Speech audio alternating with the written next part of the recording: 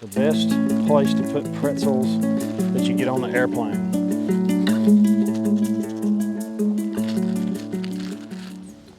Hey everybody, welcome back to the channel. In this video, we're going to be talking about how to save money, how to keep your money, and my goals for you and everybody that listens to this video is to save 30 to 50% of your paycheck. That way you can be part of the solution and not the problem. First, I want to give a congratulations to Megan. She won the Silver Eagle, and Neil, he also won a Silver Eagle. I'm going to try to start giving away some silver. Today I'm going to be giving away 2 buffaloes, and all you have to do is go to Twitter, hit follow, and put hashtag Silver Buffalo under this video. Yep. I'm going to share this video over there and go through those steps. Follow, hashtag Silver Buffalo. So, I love it. Matter of fact, this is a tube of silver buffaloes that we're going to give away in the next upcoming videos. So you guys stay tuned. And by the way, welcome home from Vancouver. Oh, I'm so glad to be home. Yeah, I have learned so much from some of the subscribers, the tips they give, the solutions they give. One of the things that we keep noticing is financial mistakes that people make and that we've personally made. So we sat down and we were talking about it, and we're like, hey, let's just talk about some of the stuff that we've learned. And one of the big things that we were talking about right out the gate was when you buy a house, you buy too much and you don't anticipate all the costs. Most people do. Yep. You couple that with a car you paid too much for and a couple other bills and you're broke. Yep. Well, let's talk about housing, for example. So a lot of times when you go look at that house, all you see is how pretty it is or how big it is or the upgrades or whatever. Nobody actually stops to think about the utilities, the HOAs, the electricity, the gas bill, the water bill. You've got taxes, you've got insurance, you've got all these different bills that's addition to your monthly mortgage. Nobody stops. I literally had, sorry. No, go ahead. I literally had somebody, because as you guys know, we do real estate also. If someone decide between 2 houses, based on the utility bills, because I asked the seller, I said, can you provide the utility bills for this buyer? And that is how they just determine which house to purchase. Smart. Yeah, it is. This really, okay, so everybody wants to live in their house of their dreams, right? But fall in love with the deal, not the asset. Yep. You know, and write these things down. Like I have stuff on my gym wall, maybe I'll share it with you one day. I have compound interest wrote down. I wrote it, my handwriting, so I could understand it and try to really, so that way if I ever did want to get into debt and I knew the interest rate, I could kind of mentally walk through what that was actually going to cost me. Do that with when you buy a home, when you're, write down every HOA, all that stuff, insurance, all that stuff, and think about how much of your time you're going to have to trade to pay for that asset. Yep. Is the asset going to go up forever? Possibly not. There's, so far it hadn't been the case. So yeah, keep all those in mind. Well, the house is one, and I'll say the next one. I say mistake number 2 I see people do is they buy cars that they cannot afford, especially new ones. And I just want to address this right here because he and I did a video here a couple weeks ago or whatever, where he bought me a brand new vehicle. That was almost 6 years ago. Yeah, 6 years ago, because it was our 10th year anniversary, and we're about to hit 16 years. Yeah. You guys, that was a promise he made me. And the point of the video was that we went out and bought a car that was not on the high end of the spectrum. It was something that was more economically. That was me fulfilling a promise I made to my wife on our wedding day. Yes, he So did. we don't just run around trading in vehicles and buying new vehicles all the time. I still have that vehicle. It drives great. I'm gonna drive it till the wheels fall off. Yeah. But the problem I see with people is a lot of times when they got these stimulus money in, I cannot tell you the number of people that I know that went out and bought brand new vehicles. Now they can't afford them, unfortunately, a lot of them. Now some of them still are okay, and that's awesome. But you guys take into factor of that. Take into you need to look, when you look at that vehicle, get a quote on your insurance. See what the gas mileage is. Ooh, Yeah, it's people don't realize. And look, if you want to buy a big diesel 4-wheel drive, something that's horrible fuel mileage just because of the way it looks, try to talk yourself out of that. If you're just going to town and back, you don't need a big truck. Now nobody really cares the car you drive. It makes you feel a certain way, but you'll kind of grow out of that. I did. It doesn't bother me at all to drive a small truck with, little wheels, and that doesn't bother me anymore. I even like my motorcycles quieter. The older you get, the less you like that kind of stuff. The third thing was impulse buying. Avoid it at all costs. Yes. A little tip is to wait 24 hours. Fill up your basket with the things you might want, and then 24 hours later, go back and take the things out that you can do without. Yep. and maybe you'll wait another 24 hours. And Stacey used to do that all the time. I didn't you? still do it. I still do it. I go to stores because I still like to go to stores and walk around and shop. I actually like to touch the clothes, you know, and I will. I'll walk around the store and think about it. And I can't tell you the times. I would say 75% of the time I put the item back. I'm like, I really don't need that. And I think that's something that's important. You need to look at what you need versus what you want. And we live in such a society that we want everything. And I see this even with kids, and I see this with parents. And I get it. They want to take care of their kids and give them what they want. But you guys, it's costly. So that was a good lesson we learned. Just stop. No impulse buy. No frivolous. Nope, none. If you want to save money, if you really don't want to live paycheck to paycheck, there are things you can do. And I think the other one we learned... Put your wants aggressively. Yes. And there's another thing that we learned Now, also. wait a minute. Before impulse, I got to talk about impulse buying, because when you're shopping for an airline ticket, you need to that's a good know one. what you're going for, because I've been This is flying a tip. a lot lately, and then if you go start to purchase the airline ticket and you stop right before you complete it, when you go back that night or the next day, the price is going to go up. They've got your IP address and they know you're going to buy it anyway. And if you put it off again, the price is probably going to go up again. So that's one of those things I thought I might mention, because that'll help you. So kind of know what you're getting into. And if you need to change IP addresses, or I don't know how you would do that, get on a different device from another IP, I'm not sure.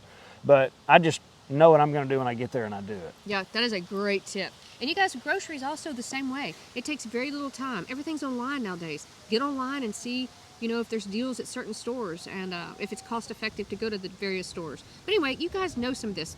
One of the other things that I've seen over and over and over, you ready? Yeah. Is that people don't make budgets. They just swipe that debit card and they swipe that credit card. They don't balance checkbooks anymore. I was actually talking to a lady about this on the phone the other day. Nobody does budgets. Nobody makes spreadsheets. I challenge you guys to, for 2 weeks, not just a day, 2 weeks, write down every single thing that you purchase. And it's not fun and it's not easy, and I'm not a big fan of Dave Ramsey, but he does have a point when he puts that cash in an envelope. He's got some good stuff. He does. Well, I don't like the way he talks to people sometimes. I don't either. But he does. Put that cash. I remember when we did that about 10 years ago, because you were coming home and saying, where is our money going?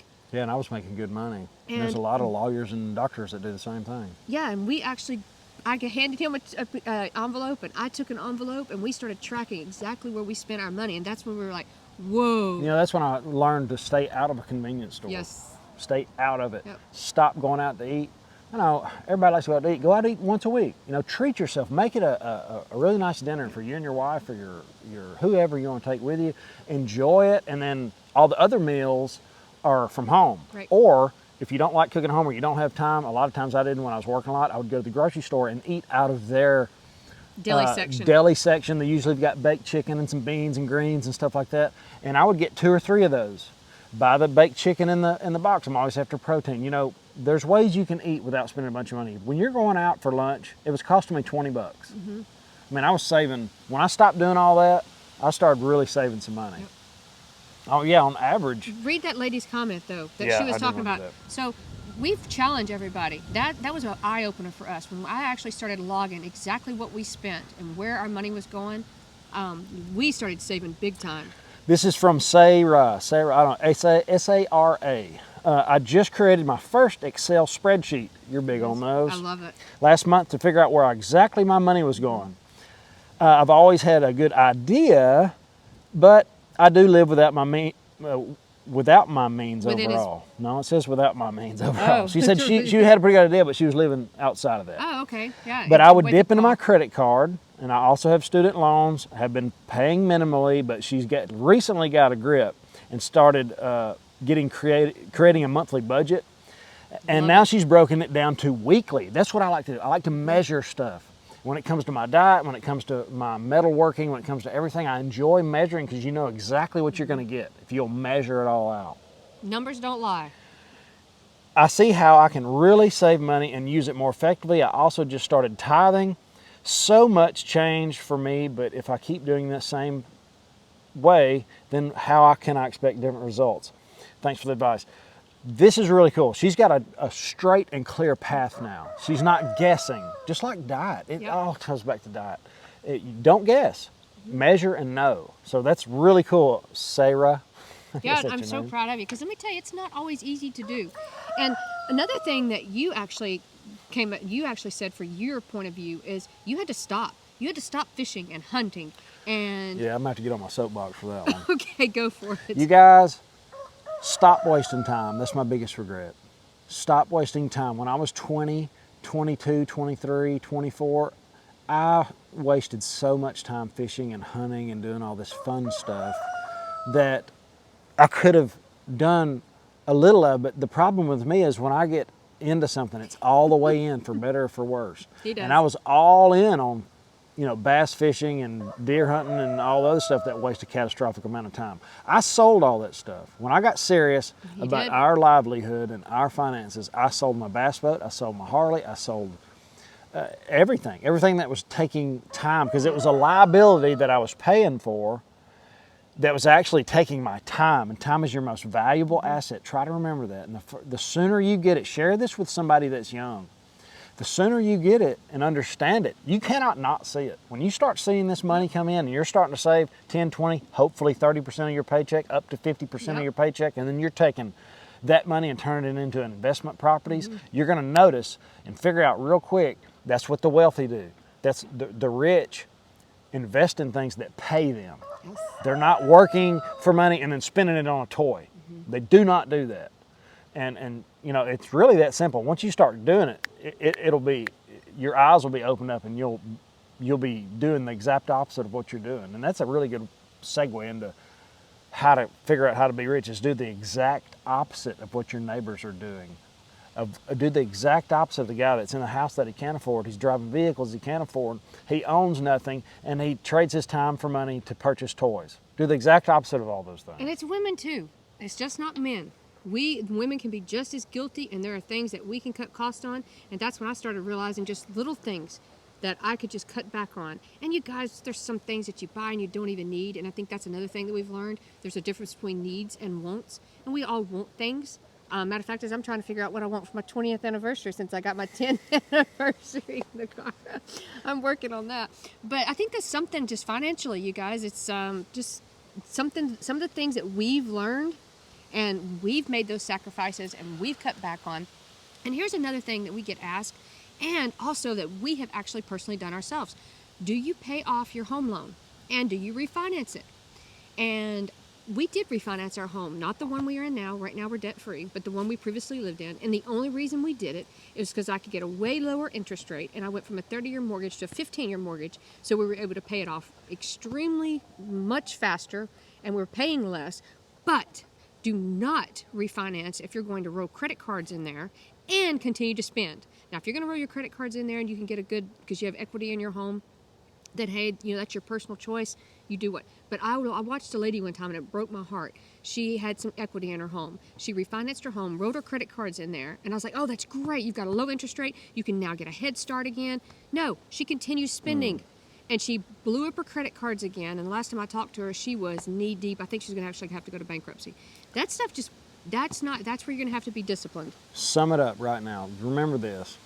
Never borrow to consume. Never borrow to consume. Period. Now, if you're into this and you're really trying to move ahead, I've got a calculator for you. This is a tip. It's called Easy Calculators. Go to your app store, download Easy Calculators, and when you do that, there'll be all kind of different ones. Currency converter, loan calculator, compound interest, APR calculator, credit card payoff calculator. That's the one I want to show you guys today. And I took $6,500 and I plugged it in and I put it at 17.5 interest rate for 24 months. If you were to pay your credit card off in 24 months, it would cost you $1,250 in interest, the total payment of $7,750. So you start going through the motions, work it out by hand. I know a while back, I took compound interest. It's like Einstein said it was the sixth world wonder. It's, you know, it's crazy how it works. So I took a pencil and I wrote it all down and I stapled it on my gym wall so I could try to understand it. I could look at it and try to, because if you'll work through these things, it'll make sense to you. It does. So go to this calculator and start manipulating the numbers and get a plan together. Yep. Create a spreadsheet, get a budget going, start saving, you know, your income, hopefully 30%, start with 10, start with 5. You know, there's no wrong place to start, but action has to be taken. You've got to take action. You can read all the books and go all the seminars you want. if you don't ever take action, then nothing's going to happen. There's people that read 30 books a year and don't do anything, and they're... I just want to stop you right there. So you guys think about this. Numbers don't lie. That's what I tell people all the time when they call me. By the way, I love it that Miles Franklin does not accept credit cards, because you cannot call me and purchase gold and silver on a credit card, and I love it because I do not want you to do that. But you think about that. That's $1,200. That's a house payment. That's maybe 2 car payments. That's money that you didn't have to spend. That's out of your pocket that you didn't get a dime back for. You got nothing. You just paid that. Now, I get it. Sometimes you have to use a credit card. I remember one time when I was going through college, and it was hard, and I was putting myself through school, and I had a medical bill, and I get it, and it took me a few months to pay off that credit card. I get it, things happen, but I did not go and continue to spend in other areas. I made it a focus to pay off that credit card as soon as I possibly could, and things are going to happen in life. But that's $1,200. And when you put the numbers down like that, I was looking at, for example, somebody said if you took that same $6,500 and you did a minimum payment of $200, I think it was, I think you paid 19 10 years. For 10 years, Yeah, you paid 19,000. So if I was you playing with the numbers, like, man, if you did that for 10 years, the minimum, it would have been 19,000. 19,000 to pay in interest. $6,500 back. Oh, just in interest? Just in interest with 19,000. It's You end up paying crazy. like 24,000. Yeah, it's nuts. So they got you. They got you. They got you. And but we harp on this, but it's something you it's need so to think important. about. I see people buying everything else, including precious metals, and they've got credit card debt. I run into them all the time. It's like, have you not listened to me? Anyway, so I think that's some of the financial things that we see, just people. Is there anything else that you can think of that we were talking about? I think that... Well, there's more, but this video is starting to get long. And guys, we're going to be continuing to give away these buffaloes. It's important to me to give. Silver's fun to give. It's almost selfish. It's so much fun to give silver. So if you want to win 2 of these, all you have to do is go to Twitter and get up under this video. I'll share it over there and put hashtag Silver Buffalo, and make sure you follow, because we're going to try to grow over there as well. Yep. Thanks for coming on, Miss Yes, Stacey. glad you're home. Have an awesome, awesome day, guys. We'll see you in the next one. Later.